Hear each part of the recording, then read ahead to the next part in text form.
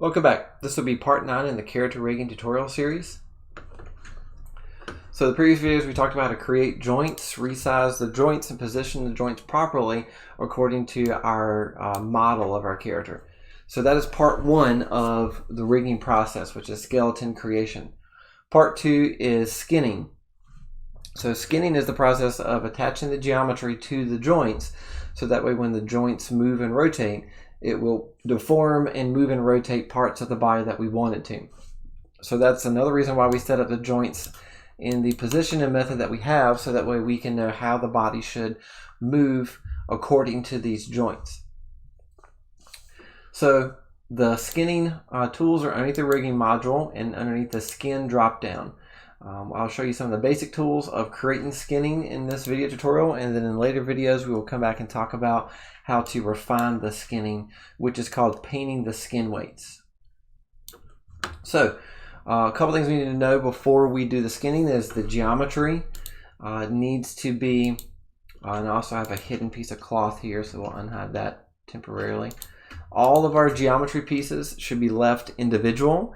If we combine or boolean them together, they could have issues in how it needs to animate. So all objects that need to animate independently, like the body needs to animate independently, the cloth needs to animate independently, and then for this character, my 2 eyeballs need to animate independently. So if you have other accessories, hats, or weapons, or bracelets and things like that, those would all need to be left independently as individual objects. Second thing we need to make sure of is to delete the history. So we would make sure to select the objects geometry wise, edit, delete by type history, and then also freeze the transform. So modify, freeze transforms. We're going to do that for just the geometry. The joints, we do not want to delete the history or freeze the transforms for. That would cause issues in how it sets up the movement and the rotate of each joint. So do not freeze the transforms or delete the history on the joints. All right, so I'm going to hide my cloth again. Now we're ready to start skinning. So what we're going to do is skin one object or the geometry piece at a time. So we're going to start with the body, then we'll come back and work on the accessories or other parts that need to move independently, like the eyes and the cloth. So we're going to select the body, and then I'm just going to hit Control and click on just the pelvis joint by itself. In the skin bind skin tool, I'm going to go to the box beside it because we do need to understand how we can change some of these settings. Let's reset this. So the default settings are bind to joint hierarchy, and these are a couple options we're going to change in a minute. Joint hierarchy means we only have to select the base root joint, and it's going to skin the geometry to that joint and all of the child joints underneath that. So if I move this window over here, and if I hit my plus symbol on my joint pelvis, I don't have to select all those individual joints. Joint hierarchy will assign the skinning to all of these joints to the body. So that could work, and we'll try it out as default here in a second. Then we'll talk about an adjusted way of doing this. The bind method and skinning method are the algorithms of how the skinning tools apply the skin weights to the geometry. So what the skinning is going to do, for example, on this shoulder joint, is we're going to skin the geometry, and it's a deformer. So similar to the deform drop down, the skin is a deformer. So basically we want the vertices on the geometry around this shoulder joint to bend and deform the geometry. So when the joint rotates, we want those vertices around this joint to bend and rotate. So that's what the skin tool is actually going to do. So let's select the joint pelvis and the body again. Closest distance and closest in hierarchy for the bind method are older methods and original methods for skinning that do work well, but do not have as much fine-tune updates to that algorithm, and there's actually a different algorithm to some of these modern skinning types, which is heat map and geodesic voxel. If you choose heat map or geodesic voxel, the joints have to be inside the geometry. So the central axis or the pivot point for a joint needs to be inside of a geometry piece for the heat map or a geodesic voxel to work. If you choose closest distance or closest in hierarchy, you do not have to worry about the joint being inside the geometry. We're actually going to choose geodesic voxel because it is a more modern and more complex method that should do a really good job of skinning most of the body for us. For skinning method, we're going to change this from classic linear, which is as it says, a classic method of skinning, but not as complex, to one of the other two. So we have dual quaternion and then weight blended. These two options have more advanced ways of how it blends the skin weights from one joint to the next.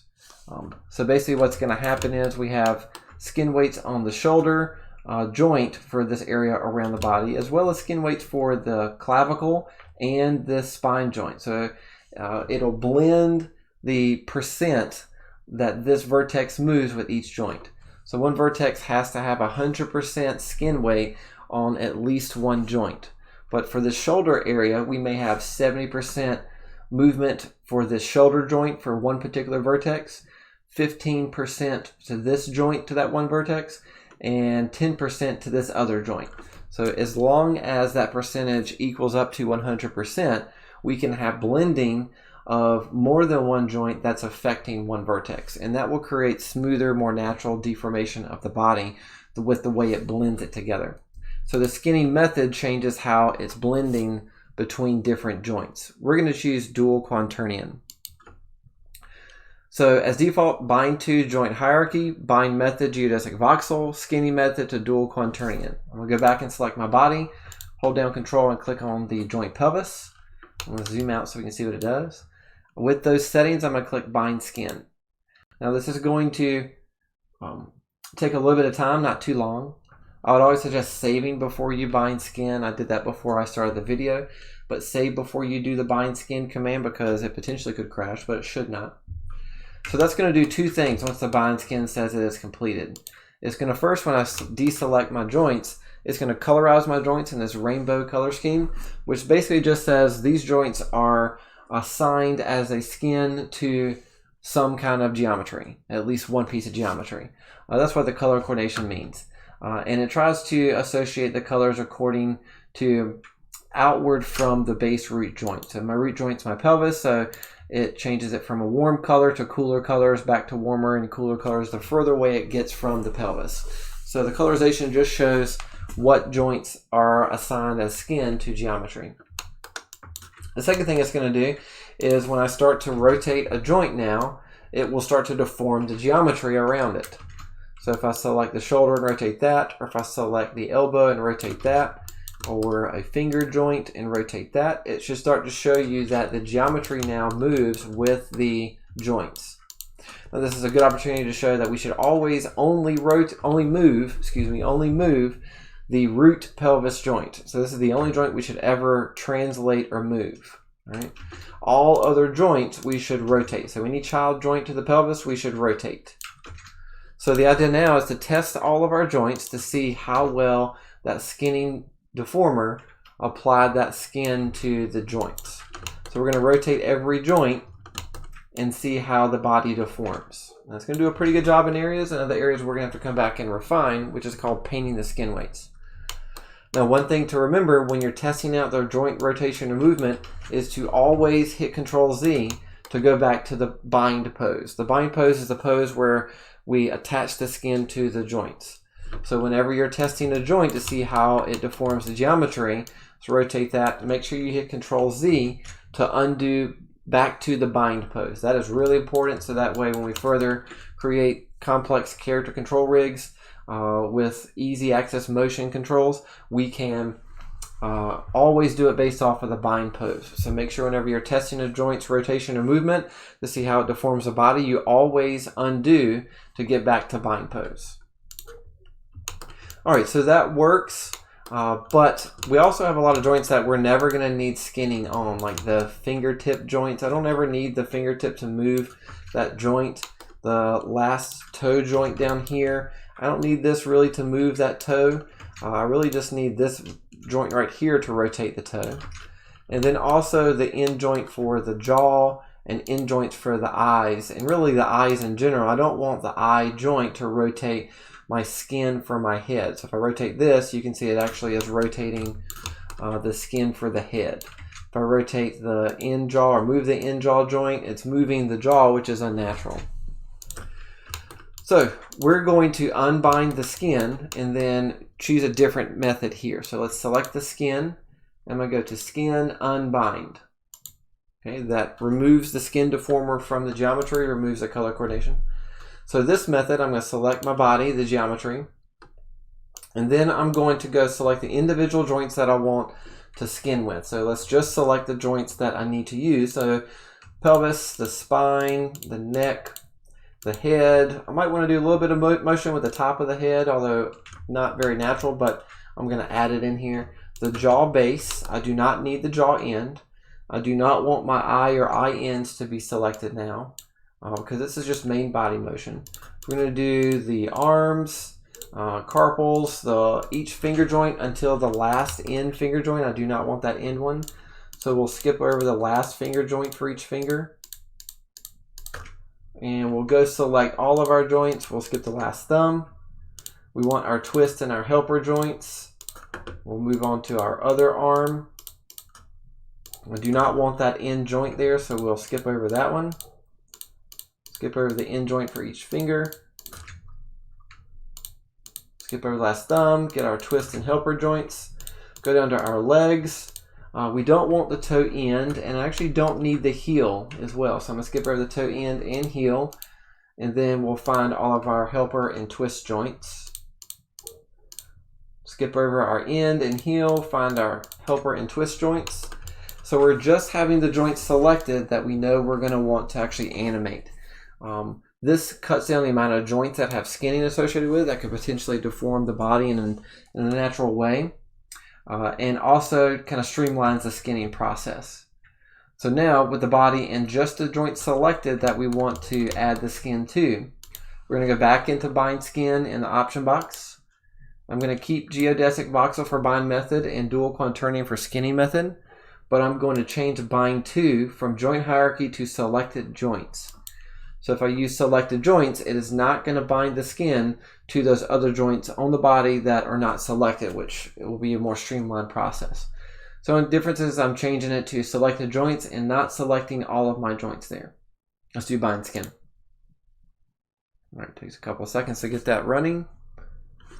So now joints like this end jaw joint will not affect the body. Joints like the eye will not affect the body. Okay, so one other thing to note, when I apply the skin deformer to a piece of geometry, it is going to lock the translate, rotate, and scale, which means you shouldn't be moving, rotating, or scaling the object anymore from the object standpoint. The skeletal system, the joint system, is now the main way to move, rotate, and scale the body. So on the geometry itself, it's going to lock the translate, rotate, and scale values. So one other thing we're going to do is I'm going to hide the head, and we're going to skin the eyeball geometry to the eye joints. I'm going to select one eyeball and then hold down shift and select just the base eye joint. I'm going to go back into bind skin in the option box beside that, and I'm going to keep the bind to selected joints, and this method is called rigid bind skinning. What we did before is smooth bind skinning. So when I bind one piece of geometry to multiple joints, it blends all of those skin weights, and that's called smooth bind skinning.